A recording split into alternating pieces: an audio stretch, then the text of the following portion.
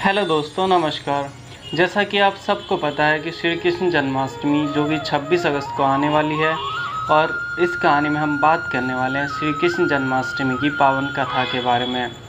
तो दोस्तों, श्री कृष्ण जन्माष्टमी, जिसे गोकुलाष्टमी भी कहा जाता है, भगवान श्री कृष्ण के जन्म की एक पावन तिथि है। यह त्यौहार भारतीय संस्कृति और धर्म में एक विशेष स्थान रखता है।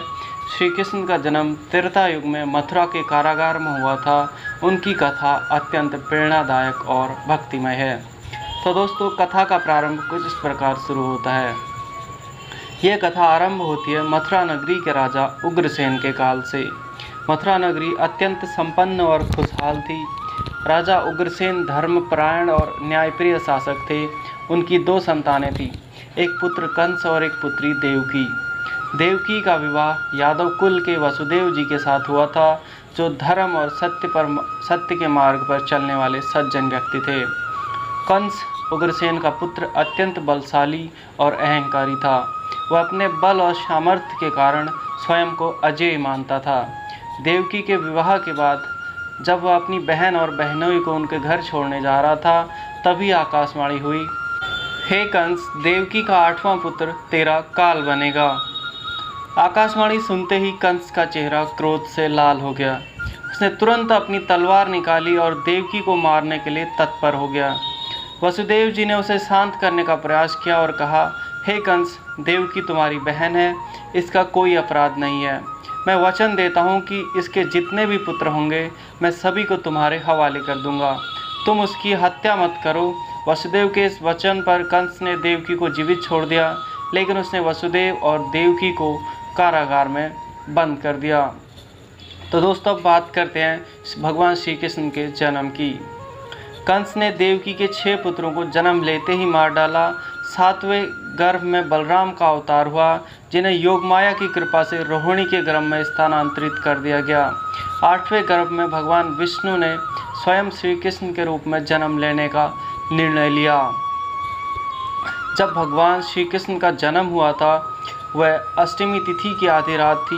आकाश में घने बादल थे, मूसलाधार बारिश हो रही थी और चारों ओर गहरा अंधकार छाया हुआ था। उसी समय कारागार के पहरेदार गहरी निद्रा में सो गए। कारागार के द्वार स्वतः ही खुल गए और वसुदेव जी ने श्री कृष्ण को अपने सिर पर रखकर गोकुल में पहुंचाने का निश्चय किया। तो दोस्तों, गोकुल में अब श्री कृष्ण जी जा चुके थे और वसुदेव ने श्री कृष्ण को यमुना नदी पार कर गोकुल में नंद बाबा और यशोदा मैया के घर पहुंचा दिया। वहां उन्होंने यशोदा के गर्भ से जन्मी कन्या को साथ ले लिया और वापस मथुरा लौट आए। कंस ने जब उस कन्या को मारने का प्रयास किया, तो वह कन्या योग माया का रूप धारण कर आकाश में विलीन हो गई और कंस को चेतावनी दी कि वह उसका विनाश निश्चित है। श्री कृष्ण ने गोकुल में नंद और यशोदा के पुत्र के रूप में अपने बाल्यकाल का समय बिताया। उन्होंने वहां अनेक लीलाएं की, जिसमें माखन चोरी, गोपियों के संग रास लीला और कालिय नाग का दमन प्रमुख है। श्री कृष्ण की बाल लीलाएं हर किसी के मन को मोहने वाली थी। तो दोस्तों, जैसे जैसे श्री कृष्ण बड़े हुए, कंस ने काफ़ी सारे राक्षसों को भेजकर श्री कृष्ण को मरवाने का प्रयास किया, लेकिन भगवान ने सबको मार दिया। जब श्री कृष्ण ने किशोरावस्था प्राप्त की, तो उन्होंने मथुरा जाने का निश्चय किया। वहां पहुंचकर उन्होंने कंस के द्वारा आयोजित धनुर्यज्ञ को भंग कर दिया। कंस ने क्रोध में आकर उन्हें अपने महल में बुलाया और उन्हें मारने की योजना बनाई, परंतु श्री कृष्ण ने अपने बल और बुद्धि का परिचय देते हुए कंस का वध कर दिया और मथुरा को उसके आतंक से तुरंत मुक्त कर दिया। तो दोस्तों, मथुरा जो थी वो कंस के अत्याचारों से मुक्त हो चुकी थी। तो भगवान श्री कृष्ण का संदेश कुछ इस प्रकार है। श्री कृष्ण का जीवन केवल लीलाओं तक ही सीमित नहीं था, बल्कि उन्होंने हमें जीवन के कई महत्वपूर्ण संदेश भी दिए।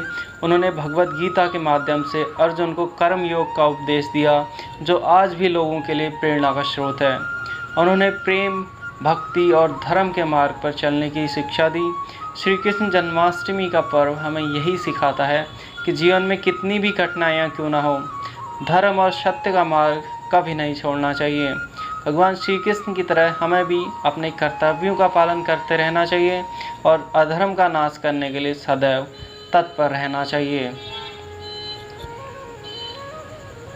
तो दोस्तों, इस कथा का समापन कुछ इस प्रकार शुरू होता है।